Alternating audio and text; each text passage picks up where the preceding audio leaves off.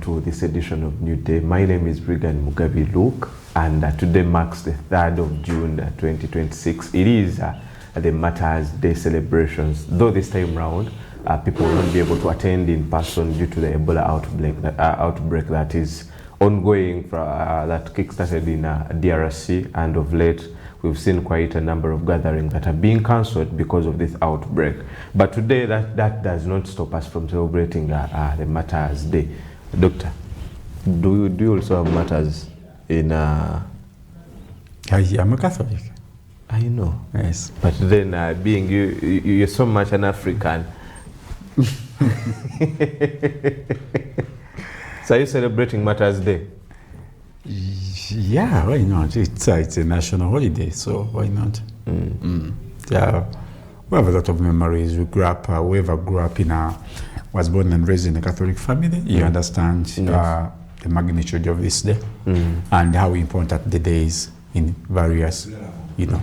So actually, today being that it is Martyrs' Day, this came after the execution of individuals that refused to renounce their faith. That happened in 1885 to 1887, and they were executed by Kabaka Mwanga too, and they were recognized by Pope Paul IV in 1964. By that time I was not yet born. Anyway, but today marks that day that we celebrate the Martyrs' Day. We usually see a lot of people, all the people working from different parts of the country, and also beyond borders of Uganda and other parts of the country, coming to Uganda or going to Namugongo to celebrate this Martyrs' Day. But today we'll not be able to see that, as I told you in when I was opening up the show. I told you that the celebration were cancelled because of the outbreak of Ebola that is ongoing, and I will tell all people that you should be cautious about the Ebola virus. Be mindful. Of late, I've been observing quite a number of places. There is a place where you can wash your hands, and also most of them have even bought temperature guns to see your temperature. So be mindful of that as you're doing whatever that you're doing. Though I'm told a couple of people will be attending a service at Namugongo Shrine and also different churches in Uganda. But I'm also encouraging the Ugandans out there, you can go to church, but please keep that distance, being that we were advised to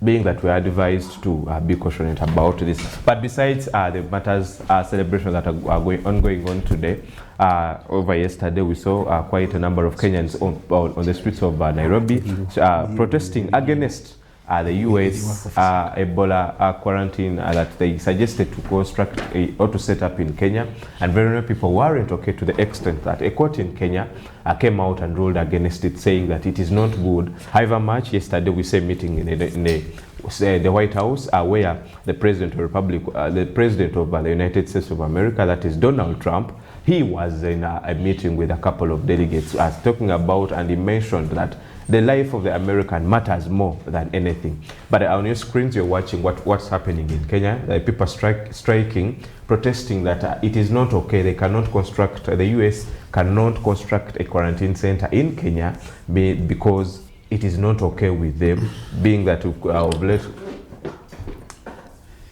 Doctor, we start with that story.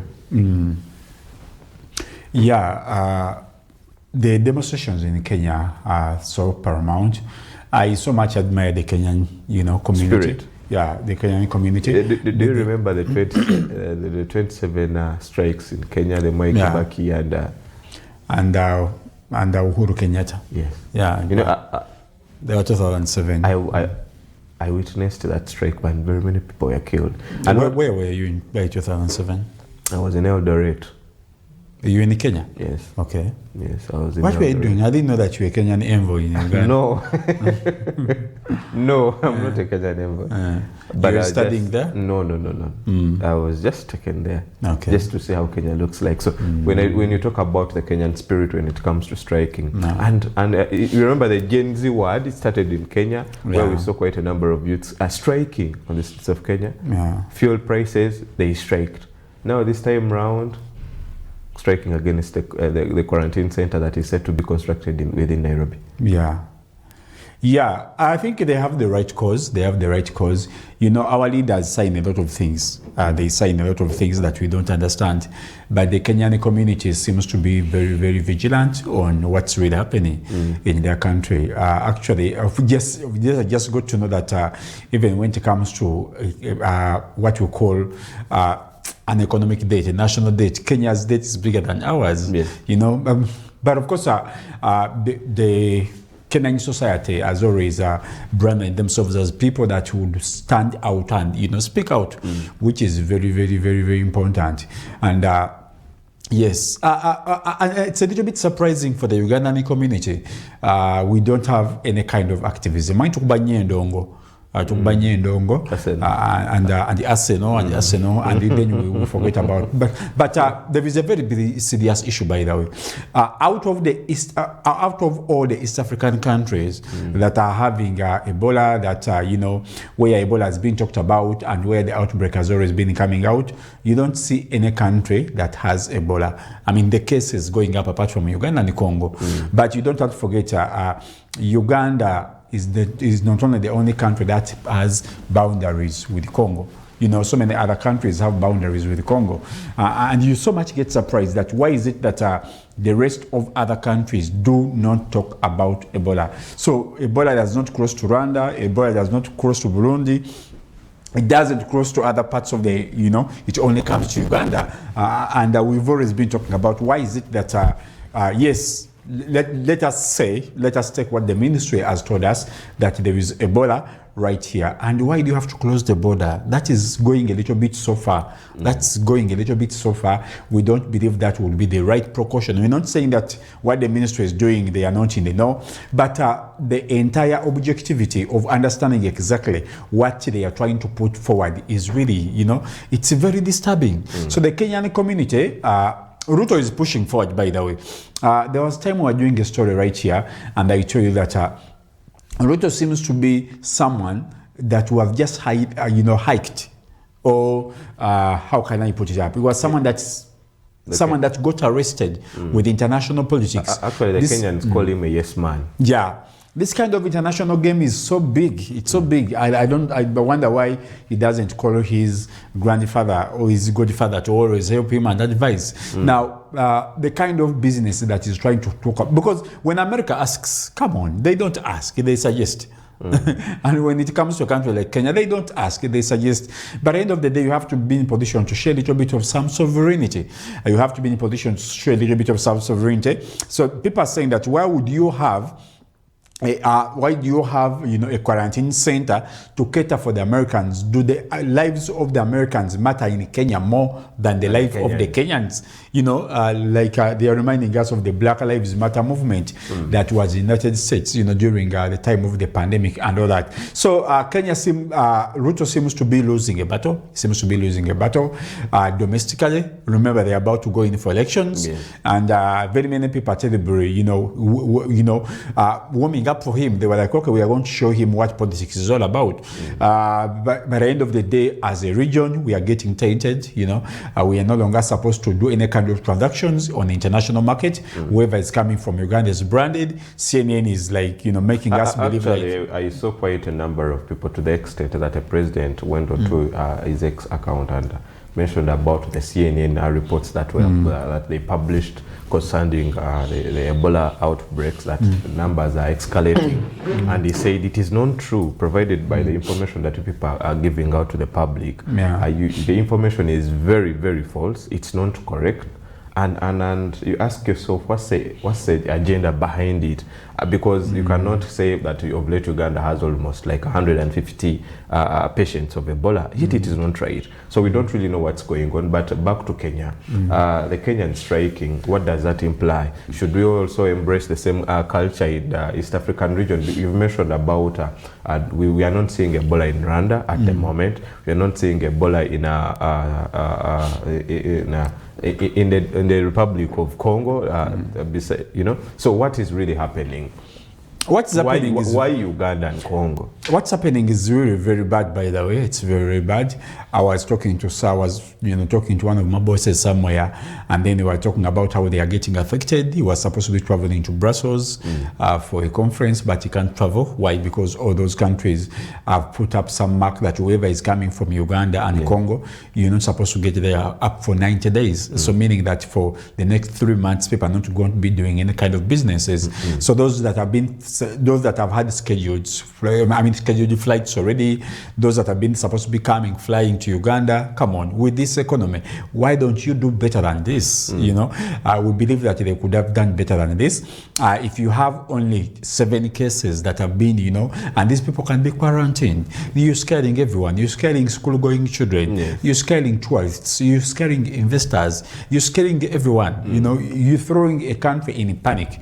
Yet this could have been dealt with in a more polite way. And what does the ministry say about this? Because every day, if you hear any rumors that are, circulating on social media, people coming up with lockdown allegations, and all this does not make sense. So we believe that it has not been dealt with in the right manner. It has not been dealt with in the right way.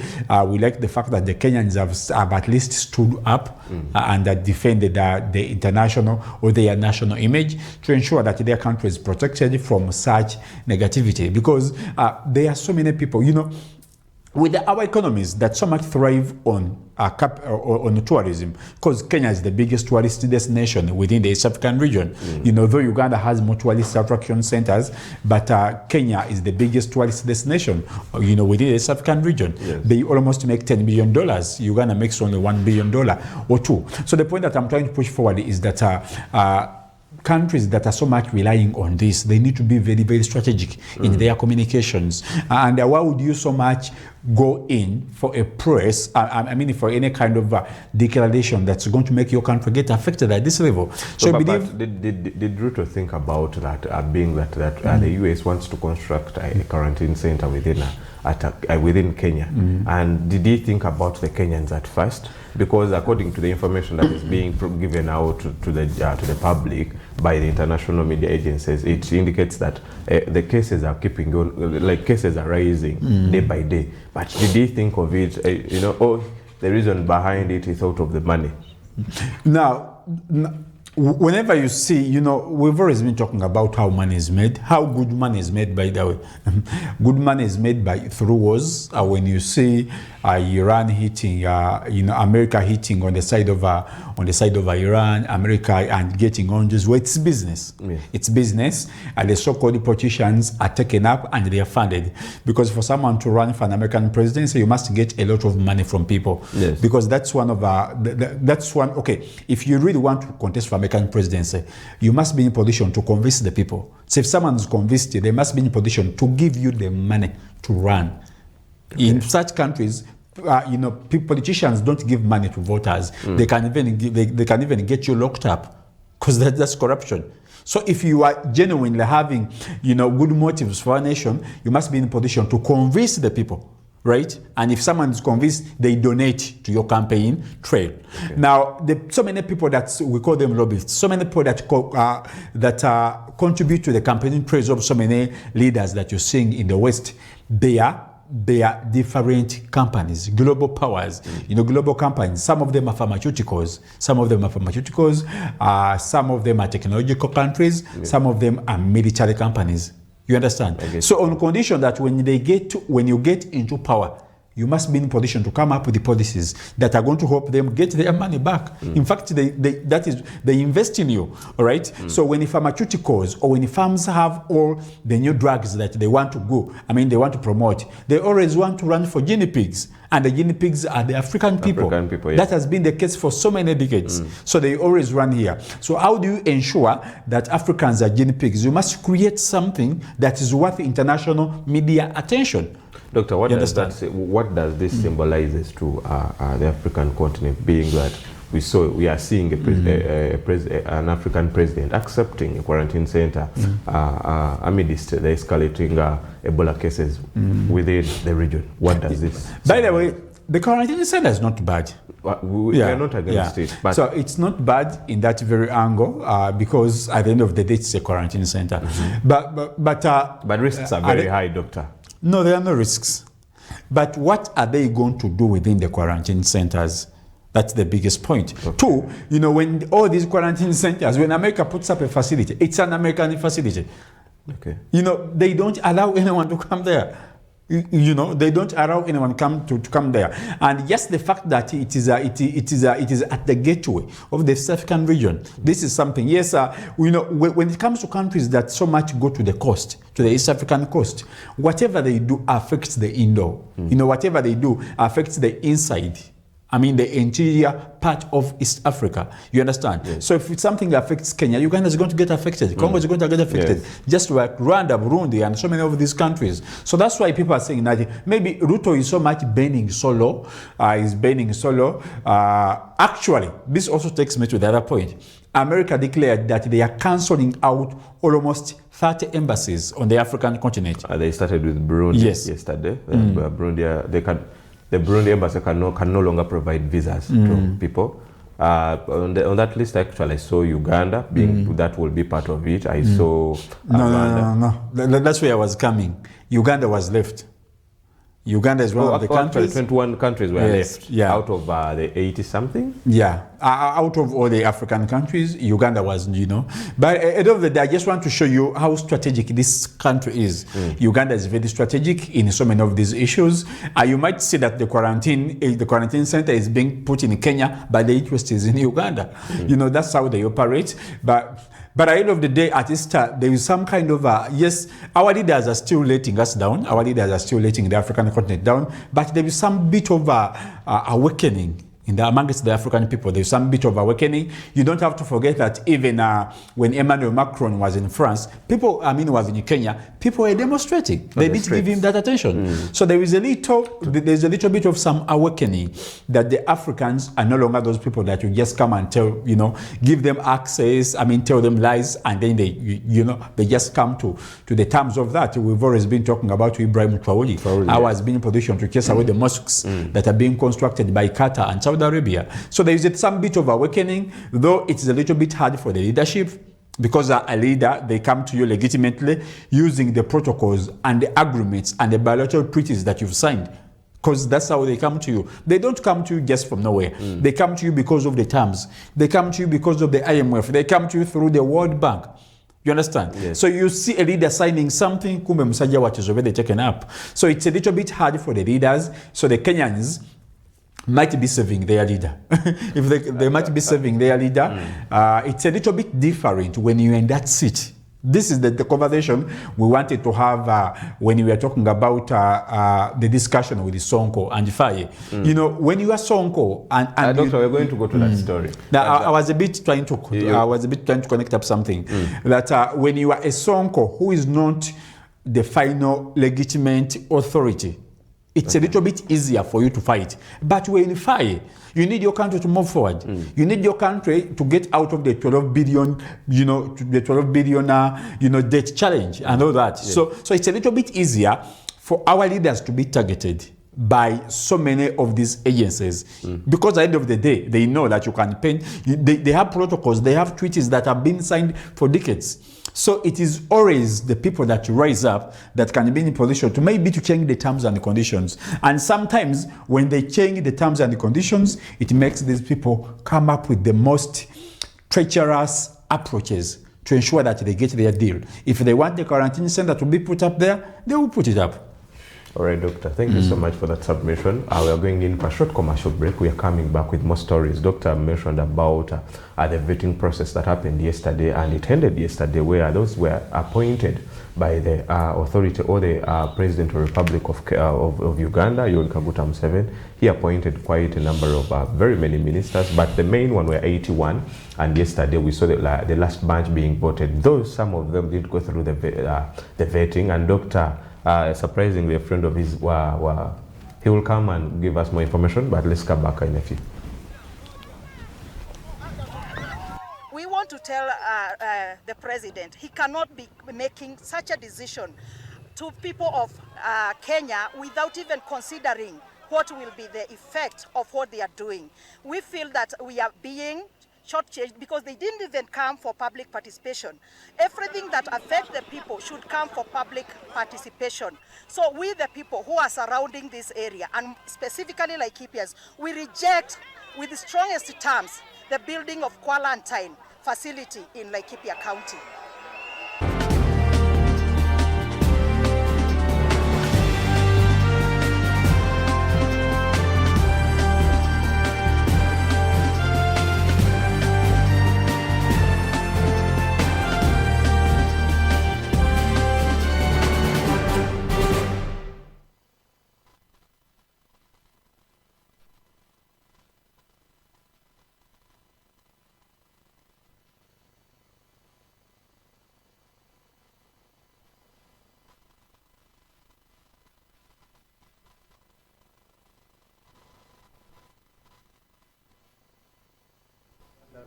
Senegal's President Bassirou Diomaye Faye has announced a new 30-member government that excludes the PASTEF party led by his ousted Prime Minister.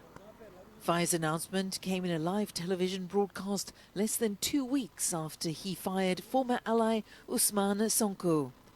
The two men fell out amid mounting political and economic tensions, including Sonko's opposition to an IMF-backed debt restructuring plan.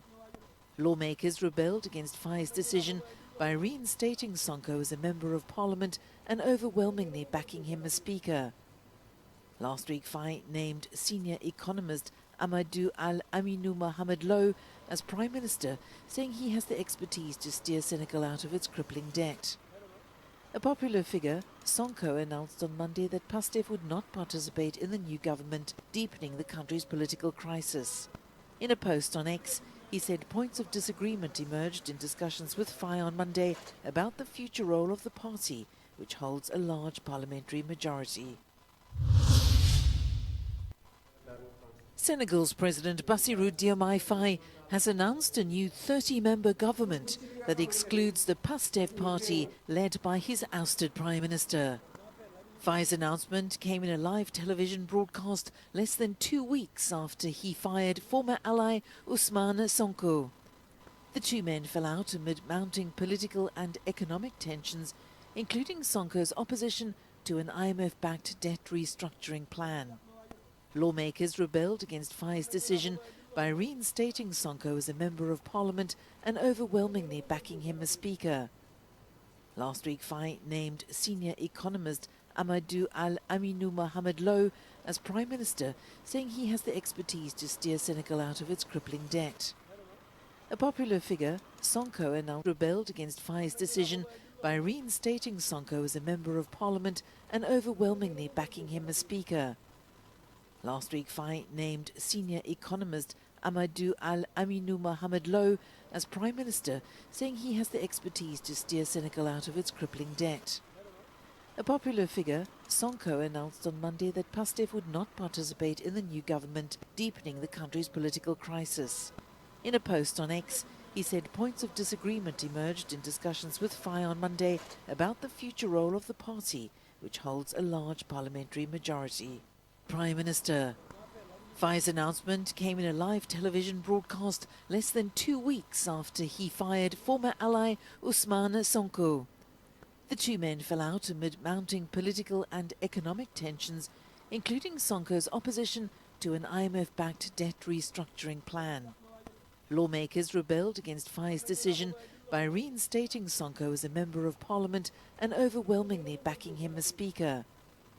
Last week, Faye named senior economist Amadou Al-Aminou Mohamed Lo as Prime Minister, saying he has the expertise to steer Senegal out of its crippling debt. A popular figure, Sonko announced on Monday that PASTEF would not participate in the new government, deepening the country's political crisis. In a post on X, he said points of disagreement emerged in discussions with Faye on Monday about the future role of the party, which holds a large parliamentary majority. 30-member government that excludes the PASTEF party led by his ousted Prime Minister. Faye's announcement came in a live television broadcast less than 2 weeks after he fired former ally Ousmane Sonko. The two men fell out amid mounting political and economic tensions, including Sonko's opposition to an IMF-backed debt restructuring plan. Lawmakers rebelled against Fai's decision by reinstating Sonko as a member of parliament and overwhelmingly backing him as speaker. Last week, Fai named senior economist Amadou Al-Aminou Mohamed Lo as prime minister, saying he has the expertise to steer Senegal out of its crippling debt. A popular figure, Sonko announced on Monday that PASTEF would not participate in the new government, deepening the country's political crisis. In a post on X, he said points of disagreement emerged in discussions with Fai on Monday about the future role of the party, which holds a large parliamentary majority. Senegal's President Bassirou Diomaye Faye has announced a new 30-member government that excludes the PASTEF party led by his ousted Prime Minister. Faye's announcement came in a live television broadcast less than 2 weeks after he fired former ally Ousmane Sonko. The two men fell out amid mounting political and economic tensions, including Sonko's opposition to an IMF-backed debt restructuring plan. Lawmakers rebelled against Faye's decision by reinstating Sonko as a member of parliament and overwhelmingly backing him as speaker. Last week, Faye named senior economist Amadou Al-Aminou Mohamed Lo as prime minister, saying he has the expertise to steer Senegal out of its crippling debt. A popular figure, Sonko announced on Monday that PASTEF would not participate in the new government, deepening the country's political crisis. In a post on X, he said points of disagreement emerged in discussions with Faye on Monday about the future role of the party, which holds a large parliamentary majority. Senegal's President Bassirou Diomaye Faye has announced a new 30-member government that excludes the PASTEF party led by his ousted Prime Minister.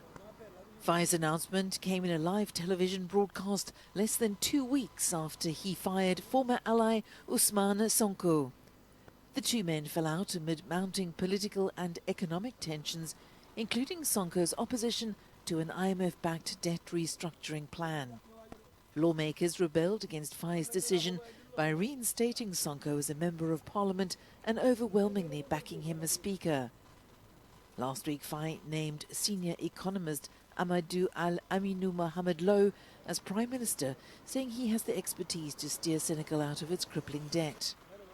A popular figure, Sonko announced on Monday that PASTEF would not participate in the new government, deepening the country's political crisis.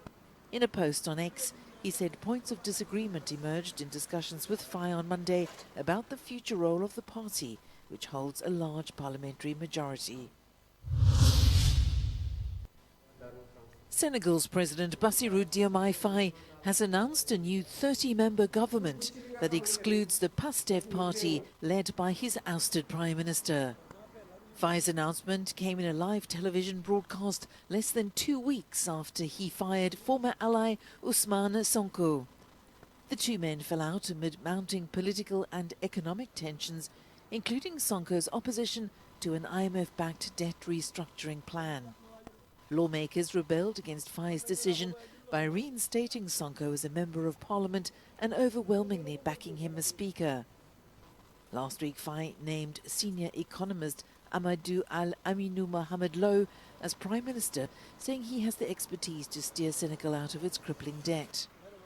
A popular figure, Sonko announced on Monday that PASTEF would not participate in the new government, deepening the country's political crisis. In a post on X, he said points of disagreement emerged in discussions with Faye on Monday about the future role of the party, which holds a large parliamentary majority. Senegal's President Bassirou Diomaye Faye has announced a new 30-member government that excludes the PASTEF party led by his ousted Prime Minister. Faye's announcement came in a live television broadcast less than 2 weeks after he fired former ally Ousmane Sonko. The two men fell out amid mounting political and economic tensions, including Sonko's opposition to an IMF-backed debt restructuring plan. Lawmakers rebelled against Faye's decision by reinstating Sonko as a member of parliament and overwhelmingly backing him as speaker. Last week, FAI named senior economist Amadou Al-Aminou Mohamed Lo as Prime Minister, saying he has the expertise to steer Senegal out of its crippling debt.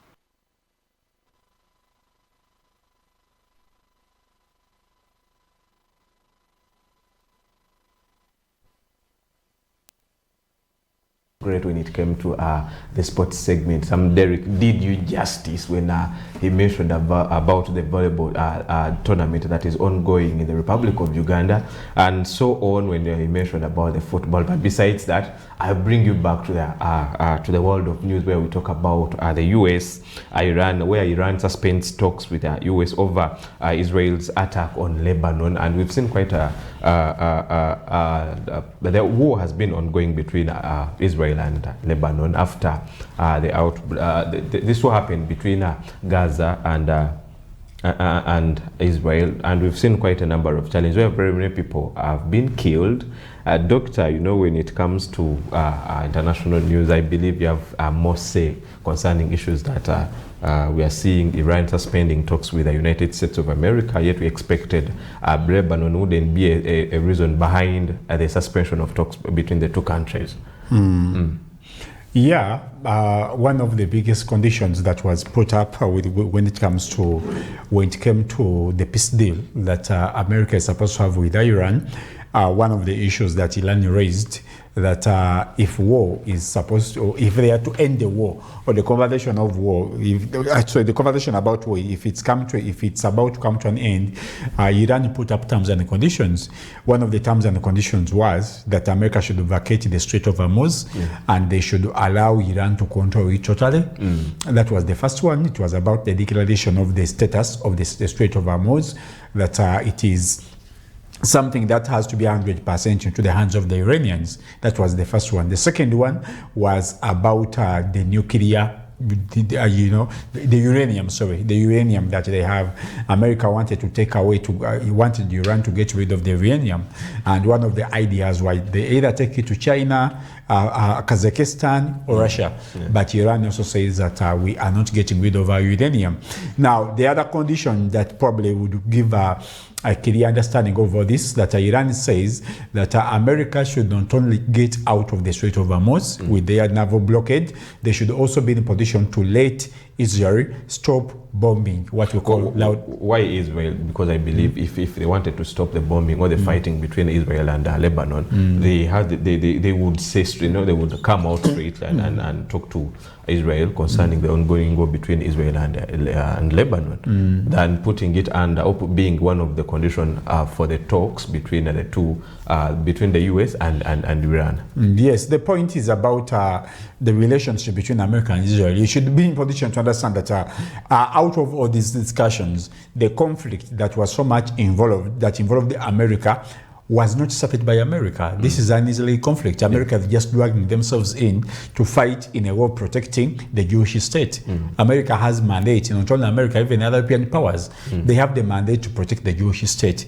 Each and every American president that takes over leadership, they have the mandate to protect Israel. So even when the conflict is between Iran and Israel, because this conflict is not about America and Iran. No, it's about Iran and Israel. Israel has attacked all those countries. And actually, prominently, one of the biggest stories that are making rounds, Israel is threatening to attack Turkey, and they're threatening to attack Egypt. What's the reason behind Israel's attack to the Muslim states? According to their plan, all that part is supposed to be theirs. That's according what they to believe in. Their grand plans. Actually, Israel, the Jewish state is responsible. Actually, Uganda is even a part of them, because it starts from the East African region, from the Great Lakes region. So when you see that people are so much protesting against the Israeli invasion of Iran, they are not only protecting Uganda, they are not only protecting the Iranians, but they are protecting everyone. Because the fact is, Israel has always been in conflict with all those countries. When it got established in 1945, actually 1948, after the establishment of the United Nations Organization, They have been fighting all those countries through supporting so many wars, through eliminating their leaders, through carrying out extermination programs. So the grand master or the grand master plan of all the Jews is to come as far as the East African region. One of the biggest countries that disturbing Sudan is Israel. That's a Jewish project. It's a very serious Jewish project, and some of the East African leaders are supporting that project. Many of them, I can't mention them here. So for you see a conflict between Salva Kiir and Riek Machar. You see a conflict between Dagalo and Burhan. It's a broader project. It's a very broader project. So when we get into much and hit what against the Israelis are doing in Iran, we are protecting that. So if they are already in a conflict with Lebanon, which is their neighbor in the southern east, and then they are attacking Iran, and then when America attacked Iraq, that was their project. So by the time, between 1985 and 2025, they came up with a plan of all the countries that they have to destroy, such that the Jewish state or the Zionism can be in position to be established. Iran is one of them, Iraq is one of them, Sudan is one of them, Egypt is one, all those countries, Syria and all that. And each and every day, their map keeps on expanding.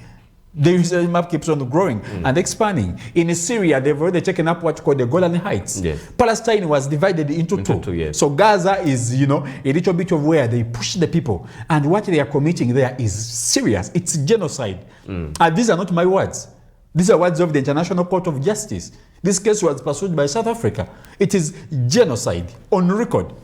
And because of that, the UN came up with a training embargo that Israel is not supposed to trade, is not supposed to get involved in buying any weapons. But I can tell you something.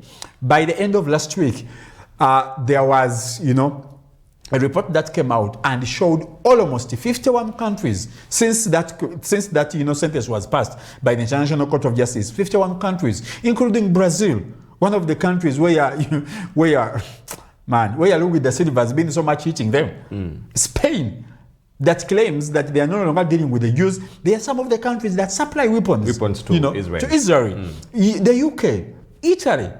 In the camera, all these guys are saying that we are no longer supporting the Jews.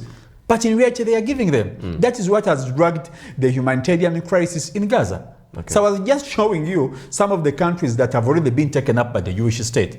Syria, that is almost the Golan Heights, that part has been taken up. Now, when it comes to Palestine is divided into two now. The Gaza side, where they are killing people, they are shooting young boys in the testicles.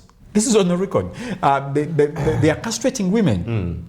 This is on the record. Okay. They are shooting young boys at the back here. They are taking out their chrono systems from back. It's all this is on record. And according to the International Court of Justice, I think the case was last year in June. They declared this a genocide. That case, by the way, was pushed by South Africa.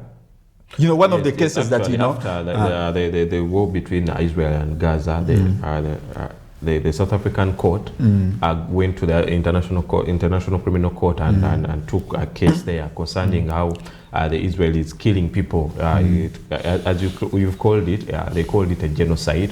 People are being slaughtered like cows, and that's the reason behind why the South African court, South Africa went to the International Criminal Court to present the case concerning the ongoing war between that was Israel and Gaza. Yeah. So the endorsement, it was the International Court of Justice. Yeah, it was the International Court of Justice. There's a difference between the International Criminal Court and International Court of Justice. Yes. When it comes to crimes against humanity, all those are put to what we call the ICC, the International Criminal Court. Now, when it comes to interstate conflicts, interstate, that is Uganda against Sudan, Uganda against Kenya, Uganda against Saudi Arabia, that is what we take at what we call the International Court of Justice. So they are two different courts, but they are all fake courts. Very, very fake. They're just wasting people's time. And African leaders are no longer believing in them. Because at the end of the day, we wanted Tony Blair to go, wanted Bush to go. Netanyahu should be going to the ICC. Because he has commanded a genocide, right? Even talking about it, people are so much scared of talking about this. You understand? So what you're seeing in Lebanon, the invasion of Lebanon, why Israel is attacking Lebanon? Because they believe that the Hezbollah, which is a proxy organization that according to them, it is a terrorist organization that is supported by Iran. Now the Hezbollah, these are the people that are fighting. You know, Lebanon is a Catholic state. It's a Catholic state. Actually, one of the first countries where Pope Leo visited was Beirut, was Lebanon. Before him going to Turkey, I think after Turkey, he came to Lebanon. And even the Pope has not come out to condemn anything about that. I'm serious. He has not said anything about it. But all along he has been talking about wars that are going on, the killings that have been happening of late. No, his voice is bigger. His voice is bigger. So and the like fact is that in America, definitely, they are killing Christians. But even when churches are being banned. Do you remember when he came out and talked about the ongoing war between US, Israel, and Russia? But when Trump responded in a very bad way with disrespect. So when you say that he has a big voice, when he says something, people will listen to him. Surprisingly, we're seeing leaders mocking him. So I believe at some point his say may not do that much. Why am I saying that? Yes. Do you remember when South Sudan, the two leaders went and met the Pope to the due to the war that was in Southern Sudan? But later on, just a couple of years, we saw leaders going, starting from where they stopped. So I would say, yes, he has the say. But at the point, people no longer mind about that at the moment. Actually, he does. You know, the exchange of the words that were between the Pope and Donald Trump made a lot of sense. Actually, it was after 1 week that Marco Rubio, the American Foreign Secretary, went to Vatican to meet the Pope. You know, that is almost like Trump sending an apology. Okay. You know, when the president messes up, it doesn't apologize, because at the end of the day, it gives a very bad picture to the entire country. So it sends Marco Rubio. Marco Rubio is also one of the most... is also a traitor. It is Marco Rubio is coming from Cuba. Marco Rubio is a person that comes, you know, he has, okay, his descendants in Cuba, right? Yeah. But it is him, the foreign minister of America or the foreign secretary, that is under his regime, that his country, his ancestral ground is getting hit. People are dying in Cuba. Why? Because of the starvation. Why? Because of the embargoes that have been put on Cuba by the American president or by the American government, where Marco Rubio is serving. People are calling him. Actually, there were so many people that were arrested yesterday, but one, when he was doing a congressional hearing, he was invited in there. So when the people got to know that he was coming to speak about the war in Iran, the people of the Cuban decency came out and demonstrated against, against the American policies and how it's getting involved in Cuba under the leadership of Marco Rubio. Because this is the foreign policy. Yes, you might not be in a position to say a lot, but sometimes you need to resign because his ancestry is getting destroyed. So going back to what's happening in Lebanon is that Israel wants to take the southeastern part of Lebanon. You know, they've hit them. The idea or the point that they are giving is this area is a habitat for the Hezbollah. Now, the Hezbollah, this is a political party or a terrorist organization, though they say that it was established in 1982, between 1982 and 1986. And they are so much fighting, and they are getting a lot of power or getting a lot of support from Iran. Okay. Right? So when America is fighting, when America is fighting Iran, or when America is on the war with Iran, now there are two groups that will come in and support Iran, yes. Right? That is the Houth. The Houth are in Saudi Arabia, they are in Yemen. The headquarters is in Sana'a, Yemen. Yemen is almost what is on the border. It is the neighbor of Djibouti. When you cross the Red Sea, they are in there. That's a very small country in there. Their capital is called Sana'a. Now, those people would come in because they are almost 50,000 troops of the Yemen, of the Houthi fighters.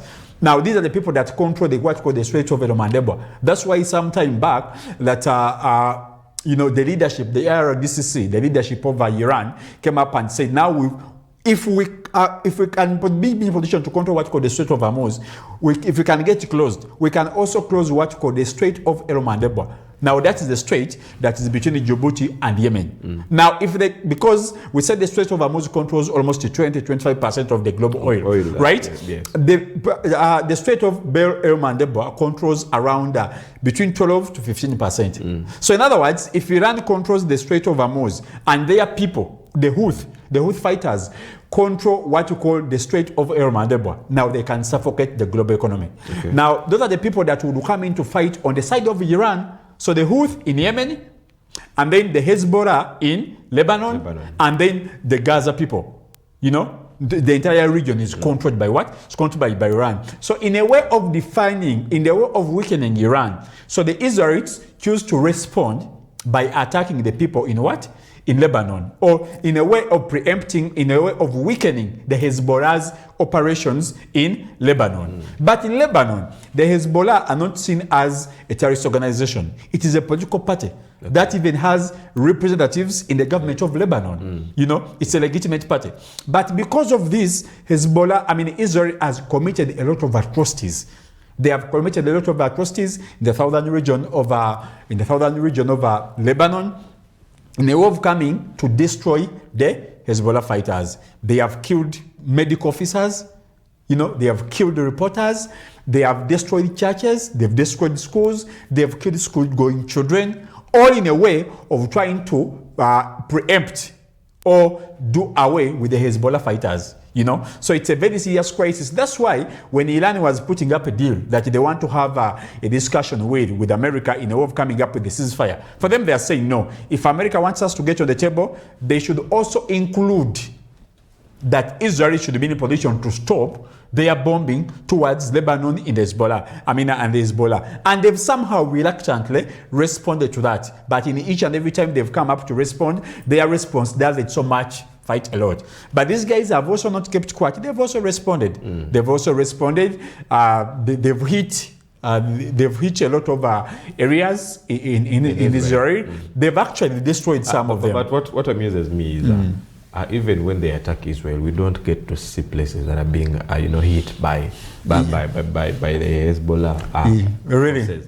They don't publish that. No, you need to change what you're watching. No, I do, but they limit what the public has to say. Definitely. They limit what we are supposed to see. Yeah. I don't really know what's behind that, but we don't get that information that much concerning the places and the number of people that are being killed in any attack that is being carried on to. Actually, I think this week or last week, for the first time, they came out and said that the invasion that was either done by Iran or Lebanon left 16 people died. Dead, sorry, in Israel. Now the point is the fighting that is going on between Lebanon and Israel. Israelis are fighting. The Lebanese are defending themselves, of course, using the Hezbollah. They've been in position to hit against so many Israeli defense systems. The so-called defense systems are being annihilated. These guys have put up a very, very serious resistance, by the way. Okay. They put up a very serious resistance. Actually, they also had some ceasefire. I think last week, but one, they had some bit of ceasefire. And this, according to them, what they wanted in this ceasefire was, Israel said that we can only stop fighting against Lebanon if the entire government of Lebanon can denounce the operations of Hezbollah and they declare Hezbollah as a terrorist organization.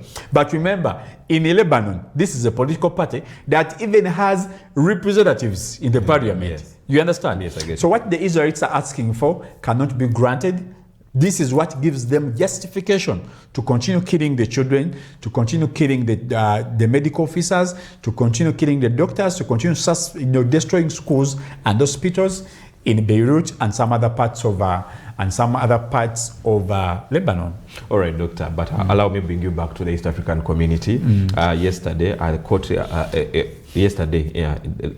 in the UK ruled against, if you remember, the UK was supposed to, actually, they signed a deal between the Rwandan government and they were supposed to deport a number of asylum seekers to Rwanda. But yesterday, the court ruled against in the favors of the UK, saying that they are not supposed to pay anything after the Rwanda asylum plan failed. And we saw the President of the Republic of Rwanda, he himself was in the UK, he attended the case hearing, and the outcome warrant that would Rwanda expected to get a bit, being that a couple of people were deported from the UK and then they were sent to Rwanda, but the court says the asylum plan failed and there's no reason behind Rwanda being paid by the UK government, you know. And I don't really know what happened, but I expected, but they being that they signed an agreement, you know, they went on table between the two governments, they signed an agreement. I believe, and I thought the government of Rwanda was supposed to get something, because we saw quite a few of them were being deported and brought to Rwanda, you know. But why are they not paying the government of Rwanda? Now, there is a lot of politics between the Conservatives and the Labour Party. Now, Keir Starmer is having a very serious, you know, for the last 3 weeks, the word resignation has always been used in the Westminster, in their parliament, calling for his resignation. Now, in between this, Britain is seeking in its very serious debt. Last time I told you, out of the 7 countries, the G7 countries, the UK has, for the last 7 years, registered the lowest growth rate. You know, why are they sending immigrants to East Africa or to Africa? Yet so many cities in the UK are empty. People are migrating away from the UK. Actually, very many people are relocating to the United States of America. They are moving out of the UK. UK needs people. You know, they have the lowest unemployment rate in the United, you know. Okay, now they are no longer part of the European Union. So they say that when they get out of the European Union, probably they'll get the best deal. But the fact is, the deal is not helping them in any way.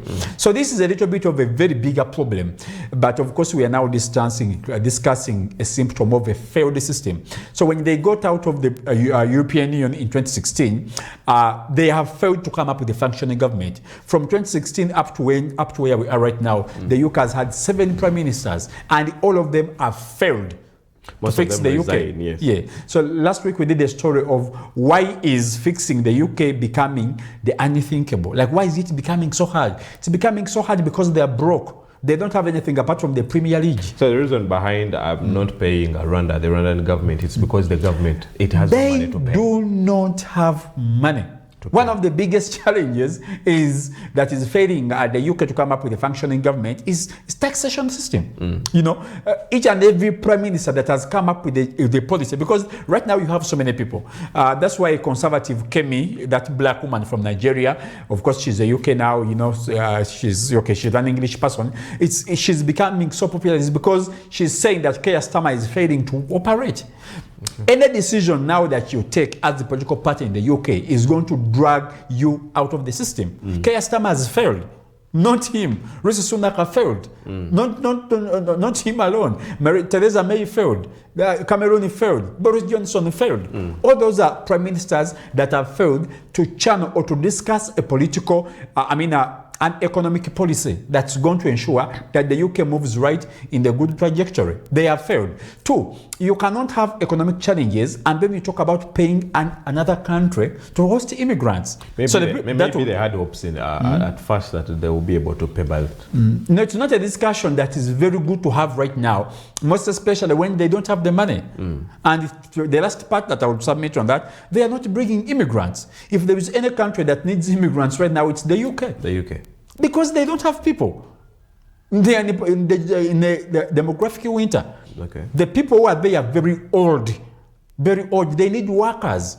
You know, they need people to work. So those are not immigrants. They are some other people. Okay. They are not immigrants. They are some other people. Such policies are used to destabilize countries. The people that say, okay, they can so much come and brand them like they're immigrants, and then they send here people that you can't even deal with.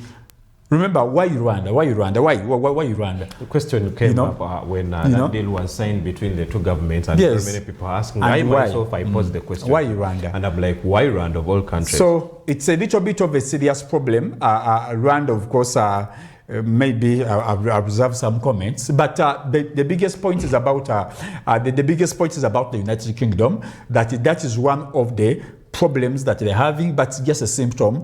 The biggest challenge that the United Kingdom or England is facing is they have failed to have an economic policy that can get them out of the poverty that they're experiencing after them getting out of the European Union. So they thought that now it's now 7 years. No, that is what it's almost 10 years when they got out of the European Union. But all the prime ministers, 7 of them that they've had, have failed to come up with policies that are going to help their country get forward.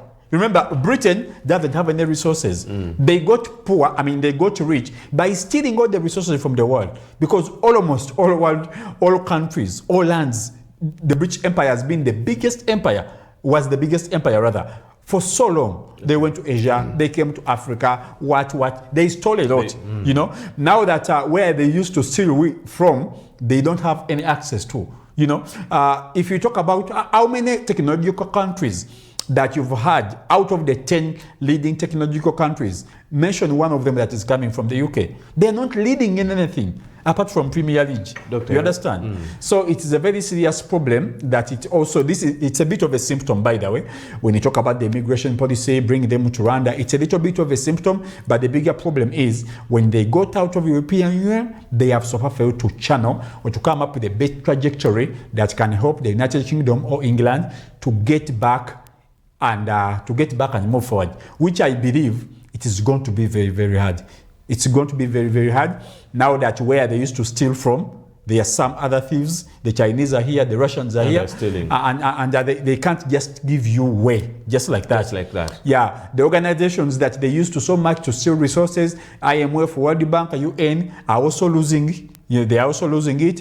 Africans are becoming smarter each and every day, apart from a few that are still very adamant. Africans are becoming stronger. They are becoming open-minded. They no longer pen down, you know. Aliko Dangote is feeding them now with the oil. They don't have access to the oil. All their aircrafts that have been moving for the last 2 months. Actually, the entire April, the UK was one of the biggest exporters of oil from Aliko Dangote refinery. So all these are indicators that they are not doing right. Of course, we don't want them to finish. However much they stole a lot from us. But this is one of the indicators that if Africans can just get united, this would be the best time for us to move forward as a continent. Your last parting shots, Doctor? Now, happy matters there. Okay. And aren't you going to at least give us something new? You know, last time you gave us Otep and Ashe. So what else? At least leave us something. Leave something for us. Not really, but I think people are disappointed. People are disappointed that they've not been in position to enjoy the match. And all that, we used to do that at home. You know, that there was, you know, a little bit, we would buy some plastic, some paper capes and then put them on head. You know, this signifies a lot from the Catholic community. So the fact that there is no interaction at length, most especially from the people on the ground, and people have been denied access because of the fake news of Ebola, you know, and we don't have a right kind of direction that we've been supposed to take. I think people are a little bit disappointed. Very. This would be something that would wash away their worries. There are so many people that heal after walking towards that. People trek from so many areas. So I think it has a little bit of this. It looks like a public holiday, but a public holiday that has disappointed so many people. People are not going to enjoy the pork. People are not going to take the beer. Suppose you stay in Namugongo, right? Doctor, don't start. Thank you so much, Dr. Samuel Charles Cake. I believe the viewers have really got the information that we believe that we are supposed to give them this early morning. Tomorrow, we expect the President of the Republic of Uganda to address the nation. We got information from the Office of the President that tomorrow the President will hold a State of National Address on the 4th of June 2026, and we expect him to talk about the Ebola cases that are all over people's mouths, to the extent that today we are not able to attend the Martyrs' Day celebrations in person, and we are not able to witness pilgrims walking all over roads of Kampala and from different parts of the country, being that it is one of the events that usually holds quite a number of people from different parts of the world, and we don't expect me to go beyond here. I believe you've been watching, and keep locked in for more interesting shows and valuable educative shows that are coming on air. Thank you so much. A blessed day.